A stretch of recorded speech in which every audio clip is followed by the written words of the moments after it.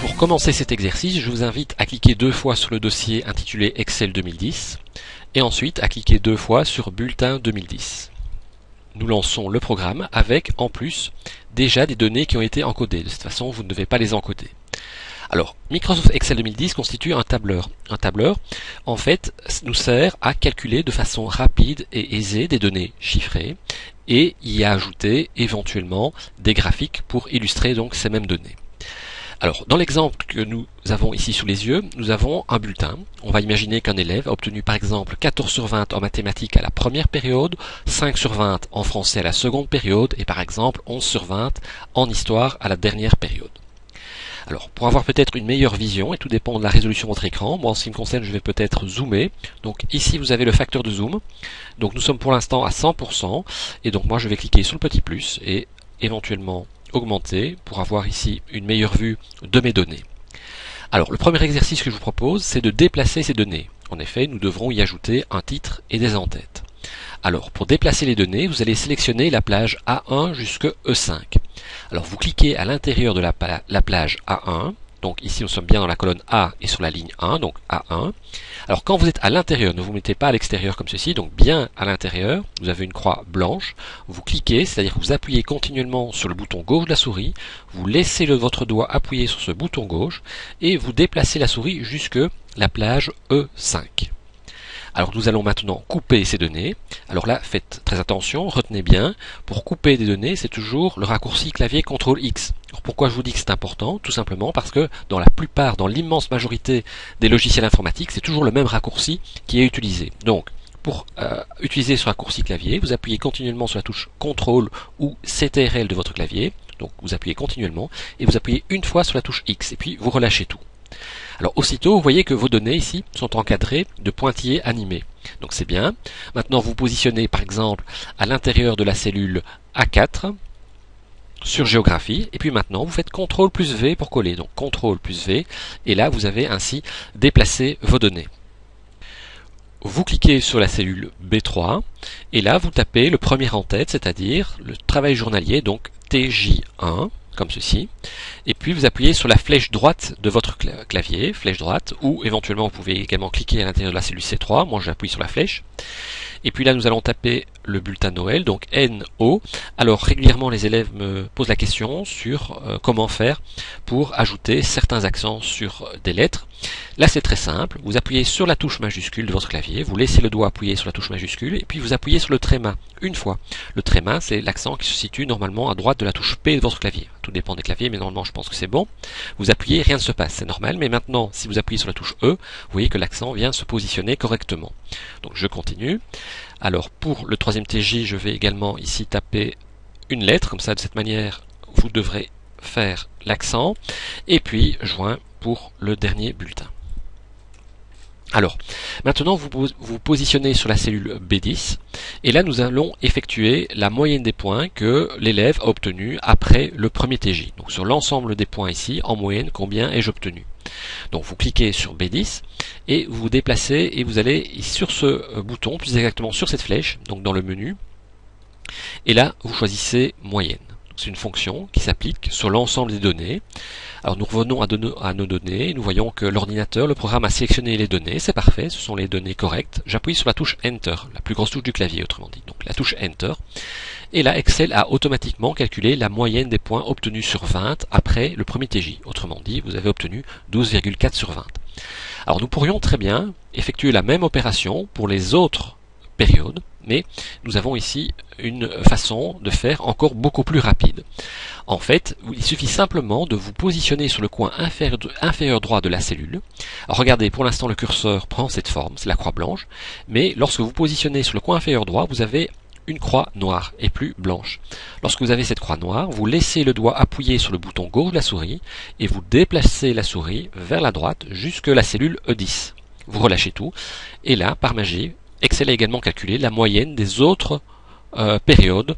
Donc vous avez obtenu par exemple 13,8 sur 20 à Pâques, donc pour les 5 branches mentionnées au-dessus. À présent, nous allons calculer les totaux à la fin de l'année. Alors ici, je vois que je n'ai pas mis majuscule à joint, donc majuscule, voilà. Donc je me mets maintenant sur ici la cellule F3, et là je tape total slash sur 80. Donc puisque les points sont sur 20, au total, en mathématiques, combien avons-nous obtenu à la fin de l'année? Donc je clique sur la cellule F4, et là nous avons une autre fonction qui s'appelle somme automatique. Vous cliquez sur somme automatique. Ce sont bien les données que nous devons ici additionner. Vous appuyez sur la touche Enter. Donc vous avez obtenu 69 sur 80 en mathématiques à la fin de l'année. Alors comme d'habitude, nous n'allons pas procéder ici en additionnant chaque branche. Nous allons faire ça de manière automatique. Vous cliquez sur le coin inférieur droit, le curseur change de forme, vous laissez le doigt appuyé sur le bouton gauche de la souris et vous relâchez lorsque vous arrivez sur la cellule F8. Voilà, donc vous avez par exemple obtenu 56 sur 80 en géographie à la fin de l'année. Ici, je souhaiterais mettre en évidence les cotes qui sont largement positives, qui sont négatives ou celles qui sont vraiment limites. Alors, la plage F4, F8 est toujours sélectionnée. Vous allez sur mise en forme conditionnelle. Ensuite, vous allez sur jeu d'icônes. Et là, vous choisissez les petites pastilles forme verte, orange ou rouge. Donc, vous cliquez ici. Et là, Excel automatiquement a détecté les calculs, les chiffres qui sont supérieurs à 50 sont en vert. Ceux qui sont largement négatifs, ici en l'occurrence le cours de français, vous avez nettement moins de 50 est en rouge, et les cotes un peu limites, c'est-à-dire autour de 50 mais en dessous de 60, vous avez des pastilles orange. Alors maintenant vous sélectionnez la cellule G3, et là nous allons calculer le pourcentage. Donc ici vous tapez simplement le symbole de pourcentage, vous cliquez à l'intérieur de la cellule G4, nous allons appliquer une formule, et pour ce faire, vous devez cliquer à l'intérieur de la barre de formule qui se situe ici, en dessous du menu et du ruban Office. Alors on commence toujours une formule Excel par le symbole égal. Donc là, n'oubliez surtout pas, toujours le symbole égal. Alors pour l'instant, nous nous intéressons uniquement au cours de mathématiques, et donc nous avons obtenu 69 sur 80. Mais sur 100, donc autrement dit, en pourcent, cela donne combien? Alors, 69 fait partie de la cellule F4. Eh bien, vous tapez F4, vous divisez c'est le slash qui se trouve sur le pavé numérique de votre clavier, par le total, qui est de 80. Vous appuyez sur la touche Enter. Alors, vous vous repositionnez sur la cellule G4. Alors, cette cote ici peut paraître un peu bizarre, mais elle paraîtra nettement moins lorsque vous cliquez sur le pourcentage. C'est un peu l'équivalent de, ici, si on avait fait x100. Donc, je clique sur cette icône pourcentage. Excel nous renseigne ici un chiffre de 86%. Attention, Excel a toujours tendance à arrondir les chiffres. Alors, nous, ici, nous allons augmenter le nombre de décimales, donc vous vous positionnez sur l'icône à gauche, ajoutez une décimale. Vous cliquez une fois, et en réalité, nous avons obtenu 86,3% en mathématiques à la fin de l'année. Avant d'aller plus loin, peut-être un petit mot d'explication, donc ne faites rien pour l'instant, vous m'écoutez, vous regardez. Ici, on va analyser un petit peu ce chiffre de 86% obtenu en mathématiques, en reprenant la formule. Alors cette formule, donc F4 divisé par 80, j'aurais pu très bien mettre, au lieu de F4, la valeur qui est dans F4, c'est-à-dire 69 ici. Alors pourquoi n'ai-je pas fait ça? Bien, je vais vous montrer ceci. Donc au lieu de mettre F4, je vais ici mettre provisoirement 69, ce qui revient au même, et j'aurai exactement le même résultat. J'aurai 86,3%. Mais cela ne va pas fonctionner pour les autres cellules, puisque si je procède de cette façon, c'est-à-dire je clique dans le coin inférieur droit, je lâche sur G8, j'ai exactement le même résultat. Pourquoi? Eh bien dans chaque cellule, si je prends par exemple le cours de français, il m'a mis 69 sur chaque cellule. Ok? Alors je reviens en arrière, et ici donc je reviens et je mets F4, Hops, voilà, j'appuie sur Enter. Et donc là, vous pouvez continuer l'exercice avec moi. Donc si je fais ceci, je me mets dans le coin inférieur droit, je ne lâche pas le bouton et je relâche. Là, les chiffres sont corrects. Pourquoi?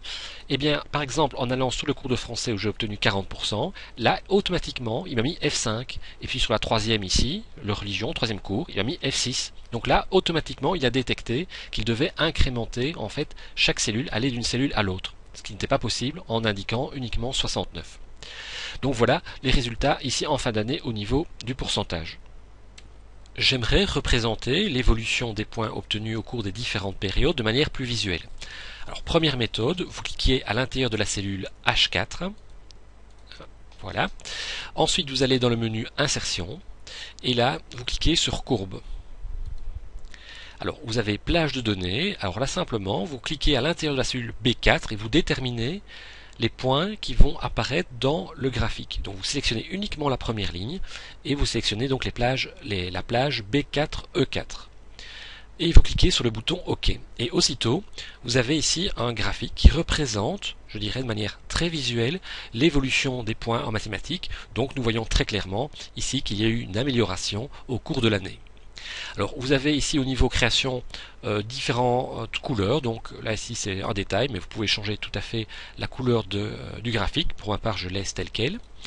Et je clique dans le coin inférieur droit, je ne lâche pas le bouton gauche de la souris et je relâche lorsque j'arrive sur la cellule H8. Et donc nous voyons ici en histoire l'effet inverse, là avec une diminution des points qui est ici très visible. Alors vous pourriez très bien augmenter la colonne H. Alors vous positionnez entre H et I, vous avez ici deux flèches qui vont vers la droite. Alors si je vais vers la droite, vous voyez ici que effectivement on a augmenté la largeur, mais par contre le graphique devient beaucoup plus plat.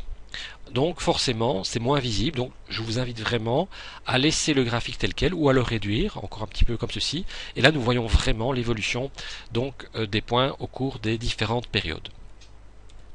Étape suivante, nous allons maintenant sélectionner le graphique de la plage A3 jusque la plage E8 comme ceci.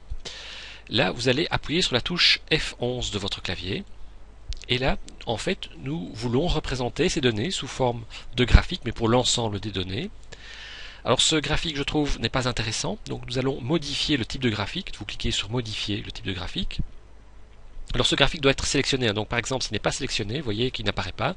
Donc vous cliquez à l'intérieur, n'importe où. Aussitôt vous avez trois nouveaux menus qui apparaissent, vous cliquez sur le menu création. Et donc là vous avez bien modifié le type de graphique, vous cliquez dessus.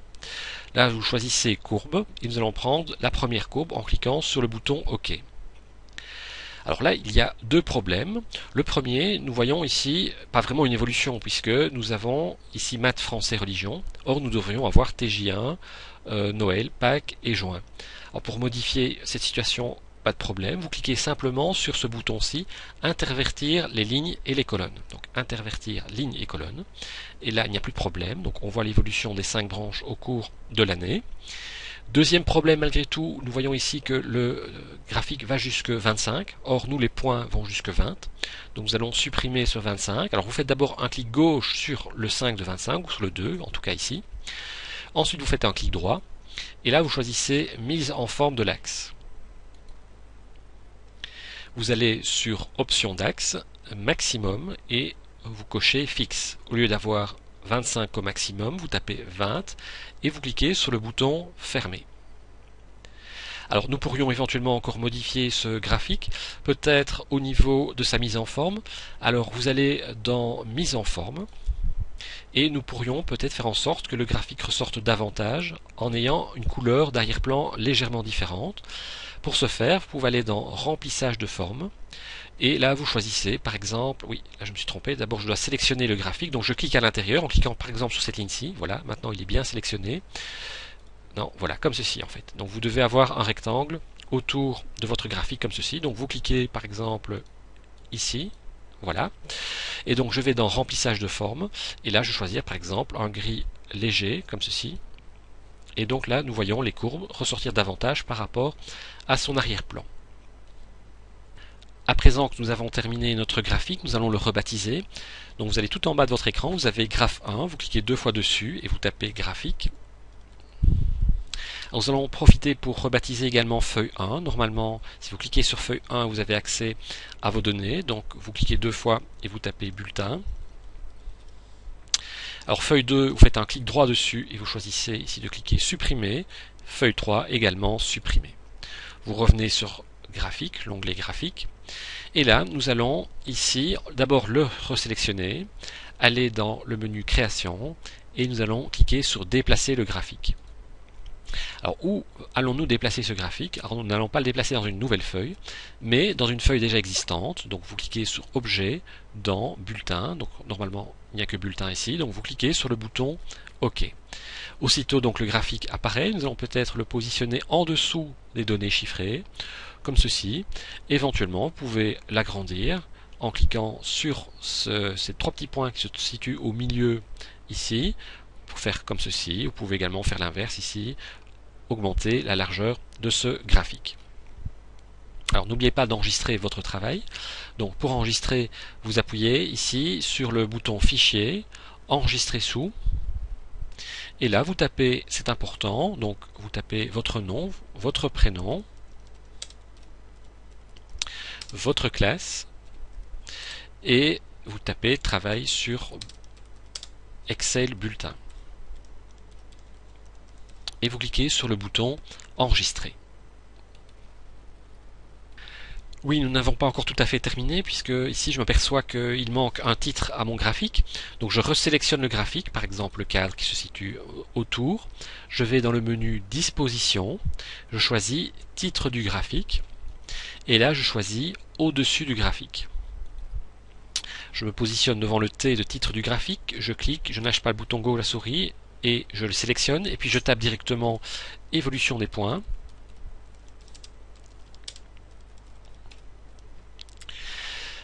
Alors, je clique à l'extérieur pour désactiver le titre, comme ceci.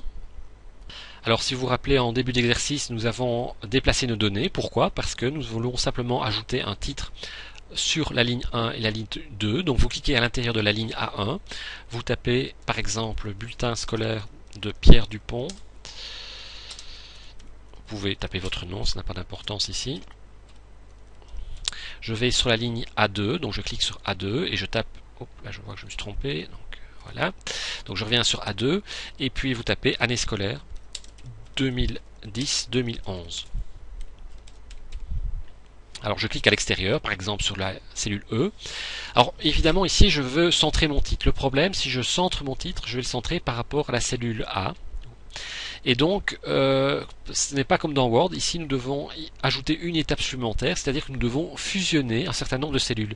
Alors vous allez comprendre, je clique sur A1, et puis là je vais jusque H1, et en fusionnant, en fait, je vais enlever toute cette petite ligne verticale qui sépare chaque cellule.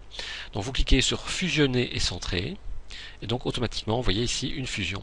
Alors je vais peut-être augmenter un tout petit peu la hauteur de cette ligne, donc vous positionnez entre 1 et 2, là, vous avez deux flèches qui vont dans deux sens différents et vous allez vers la droite en laissant le bouton gauche de votre souris appuyé. Alors, bulletin scolaire, là, effectivement, il s'est centré par rapport à la longueur, mais pas par rapport à la hauteur. Eh bien, vous avez cette icône-ci pour corriger le problème, aligné au centre. Alors, année scolaire 2010-2011, je sélectionne de nouveau la cellule A2 jusque H2, je reclique sur fusionner et centrer. Et puis je vais peut-être augmenter également légèrement la ligne 2, donc je me mets entre 2 et 3 et j'augmente la hauteur comme ceci. Et ici, je vais choisir de mettre année scolaire 2010-2011, plutôt ici aligné en haut, comme ceci. Voilà. Alors je resélectionne maintenant l'ensemble de la plage A1 jusqu'à H2.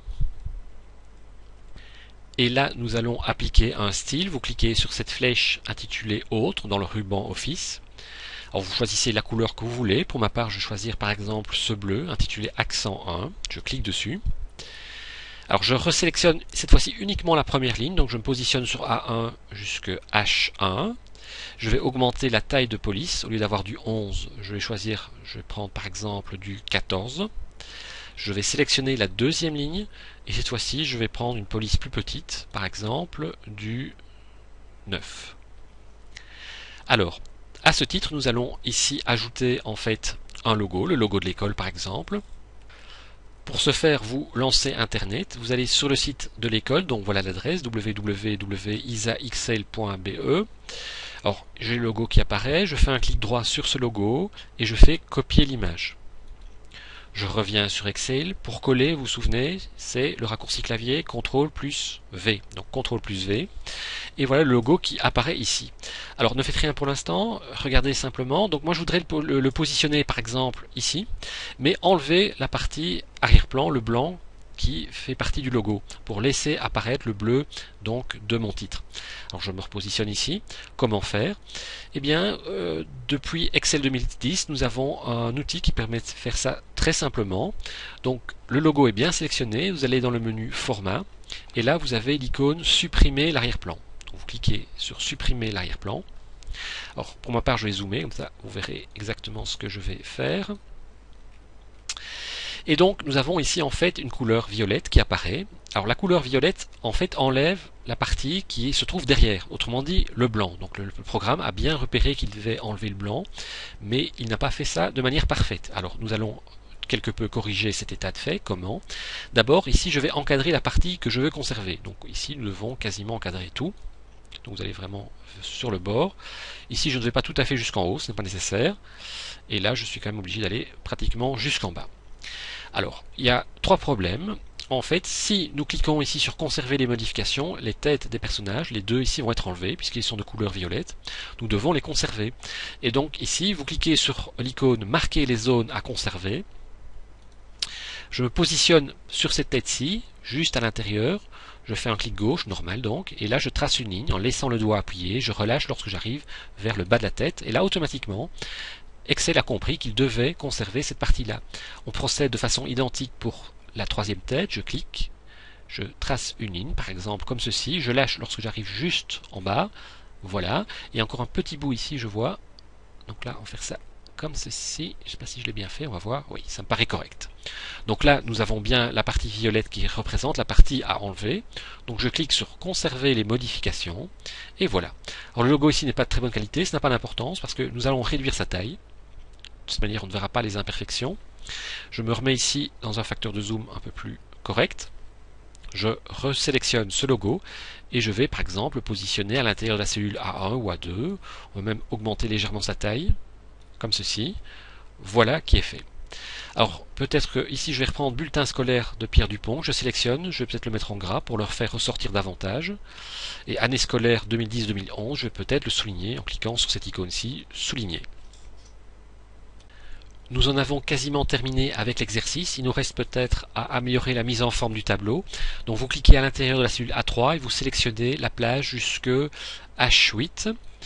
Là nous allons dans les styles à nouveau. Donc vous cliquez sur cette flèche et là je vais choisir un bleu un peu plus clair. Donc par exemple 20% accent 1.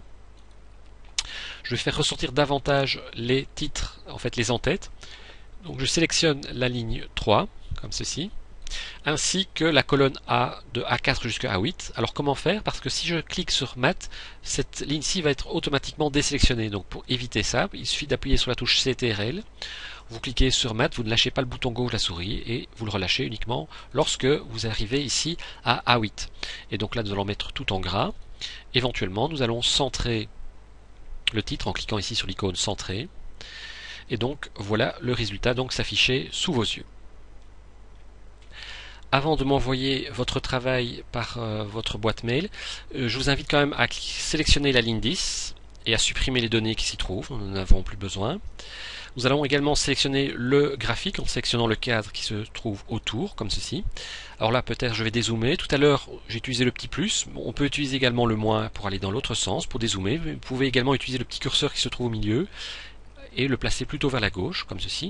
De cette manière nous avons l'ensemble du tableau et du graphique sur une même feuille. Alors je sélectionne donc le graphique, c'est fait. Je vais dans le menu mise en forme. Je vais dans effet sur la forme. Je choisis ombre et je choisis cette ombre-ci. Je clique à l'extérieur et donc cet aspect, cette caractéristique ombre donne un aspect un petit peu 3D à notre graphique.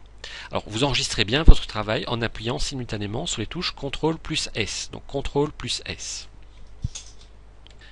Maintenant que votre travail est bien enregistré, je vous invite à me l'envoyer par internet. Alors vous utilisez votre messagerie, votre boîte mail. Alors comment? Donc vous allez sur votre boîte mail, style Gmail, Hotmail. Alors quand vous êtes dessus, ici vous avez en fait l'adresse. Donc vous devez m'envoyer à cette adresse votre travail, Institut Saint-André gmail.com. Attention, sans accent et tout en minuscule. Alors, dans la zone objet, faites très attention, sinon vous aurez des points en moins si vous ne respectez pas mes consignes. Vous indiquez bien votre nom, votre prénom. Je ne veux pas de pseudo, puisque lorsque je dois vous coter, forcément, le pseudo, je ne le connais pas. Donc, votre prénom, votre nom. Si vous êtes à 2 par PC, eh bien, vous indiquez les deux noms, les deux prénoms. Vous indiquez également votre classe et / travail sur bulletin. Ok ? Vous cliquez sur joindre un fichier. Alors, faites attention. Lorsque vous cliquez sur joindre un fichier, d'abord il faut trouver où vous avez enregistré le fichier, l'endroit exact. Donc normalement chez vous il se situe dans le dossier de votre classe. Alors quand vous cliquez et que vous le joignez, ne cliquez pas tout de suite sur envoyer. Il est fort possible que le logiciel prenne quelques secondes pour enregistrer le fichier que vous venez de réaliser. Donc assurez-vous bien qu'il a bien enregistré, qu'il a bien chargé le fichier avant de cliquer sur le bouton envoyer. Lorsque c'est fait, eh bien vous cliquez donc sur envoyer. Voilà, le premier exercice sur Excel 2010 est terminé.